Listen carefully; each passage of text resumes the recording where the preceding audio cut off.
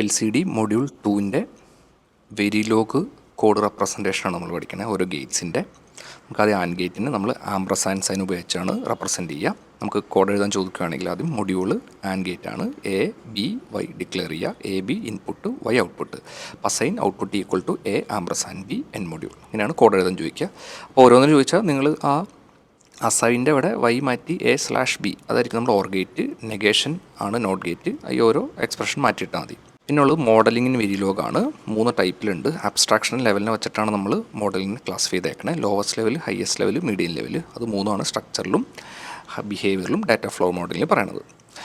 പ്രോബ്ലമായിട്ട് ചോദിക്കുകയാണെങ്കിൽ നമുക്ക് ഒരു എക്സ്പ്രഷൻ്റെ വെരിലോഗ് കോഡ് എഴുതാൻ ചോദിക്കും. അപ്പോൾ നമ്മൾ ആദ്യം കെ മാപ്പ് ചെയ്യണം. കെ മാപ്പ് നമ്മൾ മൊഡ്യൂളിൽ പഠിച്ച പോലെ ആദ്യം കെ മാപ്പ് ഇംപ്ലിമെൻറ്റ് ചെയ്യുക. ABCD ഇൻപുട്ട് ഡിക്ലെയർ ചെയ്തു, ഔട്ട്പുട്ട് Y ഡിക്ലെയർ ചെയ്തു. ഇൻപുട്ട് ഔട്ട്പുട്ട് നമ്മൾ സെപ്പറേറ്റ് കാണിച്ചു. ഔട്ട്പുട്ടിൽ നമ്മൾ കിട്ടിയ റിസൾട്ട് ഉണ്ടോ B × C ബാർ. B കഴിഞ്ഞിട്ട് ആംപ്രസാൻഡ് C ബാർ കാണിക്കേണ്ടി negation C plus or B × D ആണ്. അപ്പോൾ B ampersand D plus or A × C നെഗേഷനാണ്. അപ്പോൾ C നെഗേഷൻ കാണിക്കുക. ഓർ A × ആംപ്രസാൻഡ് D അതവിടെ വിട്ടുപോയതാണ്. നിങ്ങൾ അതുകൂടി കൺസിഡർ ചെയ്യണം എൻ മൊഡ്യൂൾ.